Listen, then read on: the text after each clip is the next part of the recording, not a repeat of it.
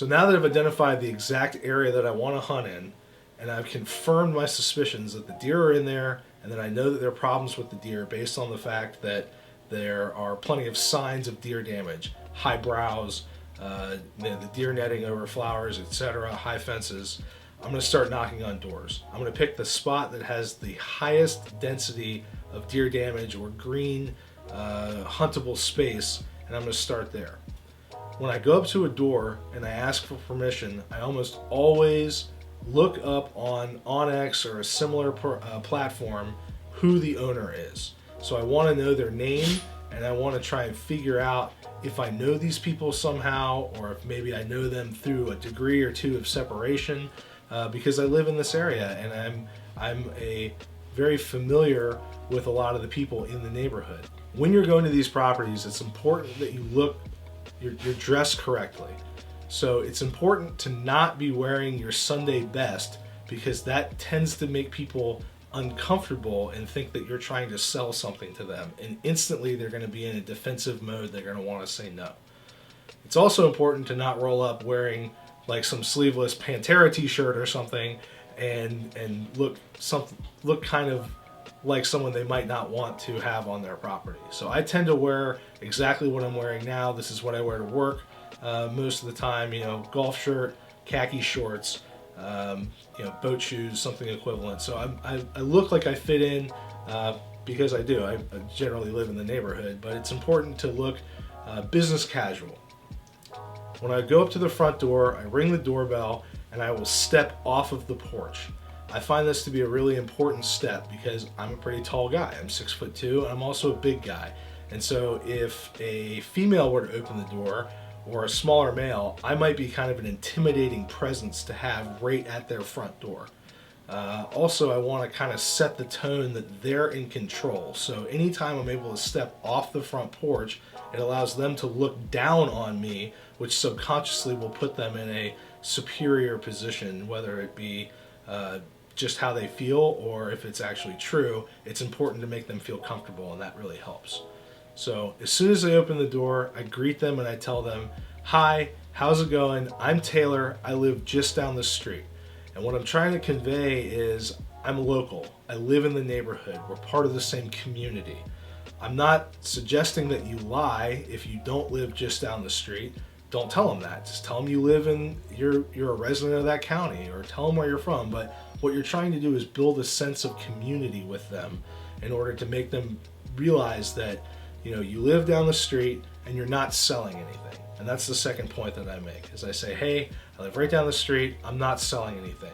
So now I have their full attention, because I'm not trying to get into their wallet, and I'm not there to do something they might not be interested in. And it's possible they might not be interested in, but in what you're trying to achieve. However, it's still important to get that message across and help them feel easy.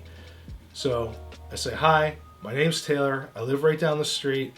I'm not selling anything." Got their attention. I say, I'll try to read them on the fly and ask them how they feel about the deer.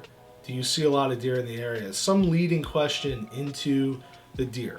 I want to be kind of short and sweet. I have some buddies that do this where they just want to sit there and talk for a while and kind of slowly play into the deer. If that's the style that you prefer, that's fine. But what we're trying to do here is figure out how they feel about the deer. If their answer is, "Oh, I love the deer, I feed them every night," I'm just going to say, "Thank you very much for your time. I hope you have a great evening." And I'm going to go to all the neighbors around that property, because odds are if she's feeding the deer or he's feeding the deer, the other neighbors surrounding will be very tired of seeing deer and are going to want some help managing them. But 9 times out of 10, the answer is, "I hate the deer, I want them gone." And so once I get that answer, I then follow up with my pitch. And that is, here's what I'm doing. I provide a free service to landowners to help euthanize the deer, to cull them. I have data as to why I'm doing that or why that's necessary. And if the person might be into that, it's important to go down that road.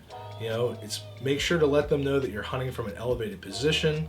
Have some standard procedures and kind of rules that you're following, that you're holding yourself accountable to. I personally don't shoot over 20 yards. 99% of the deer that I've harvested have been between 12 and 15 yard shots. The reason for that is because you have to make sure that the shot you're taking is 100% lethal. There is zero chance, or as close to zero of a chance as possible, of having the shot hit errantly or not be a perfect 12 ring shot to have that animal expire in as short of a distance as possible. When you're hunting on these tiny little postage stamp properties, it's really important that the deer expires as fast as it can and it doesn't get to 1 or 2 or 3 properties over, because you just can't run a risk of having that issue. So let them know the rules, procedures, and kind of things that you hold yourself accountable to. Let them know how the hunting would work. Just say, hey, you know, as you're seeing deer, I would prefer for you to email me or text me or call me. Let me know you're seeing the deer, and I'll come out and I will hunt them, and here's how I'm going to go about that. You know, I'll be here either in the morning or the evening, at dawn and dusk. Where would you like me to park? Kind of figure out the wants and desires of that client, because that's really what they are. They're a client of yours. It's not just a property you have permission to hunt on. You're doing a service for them. It's a free service, but in return, they're allowing you to come onto their property and hunt. So let's say that hypothetically, you've gone through the entire process. You have a homeowner that has given you permission to hunt on their property. What I immediately will do is ask them to walk me around the property and show me the logistics of how I would go about hunting it. Where do you want me to park? Do you want me to notify you before I come? Is it okay to put a tree stand up in the tree and leave it here? You know, a lot of these people have never met somebody who hunts before. They don't know what a tree stand is. They don't know how a tree stand works. They don't know how your bow works or a crossbow.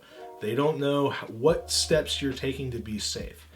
Now, I don't want to inundate a client with all this information if they don't seem interested in it, but if you have someone that's asking leading questions, it really helps your cause to explain to them exactly what you're trying to do, or what the steps and procedures are in everything you're doing or how it works, because it shows that you're competent and you're proficient with what you're doing. Once I've walked the property, I also ask them to not only show me the logistics and walk through how the hunting will work, but also, can I leave entrails here? It's very important to know, if you're successful, if you can field dress a deer there, or if you need to take everything with you. Can I come down your driveway to help load a deer? That will save you a lot of time and headache and grievance if you potentially can't come down their driveway and you're dragging a deer up it. You're open to potential issues from the neighbors. Also, and most importantly, when and where are you seeing the deer? The homeowner has no reason to lie to you. They want the deer gone. They want them gone bad enough to tell you that you can hunt their property. Listen to the homeowner. I don't care if there's a section of their property that looks like Iowa or Kansas or like the most perfect whitetail habitat possible. If they tell you that they're by the swing set at 3:30 every night, go hunt near the swing set at 3:30. The client always knows best.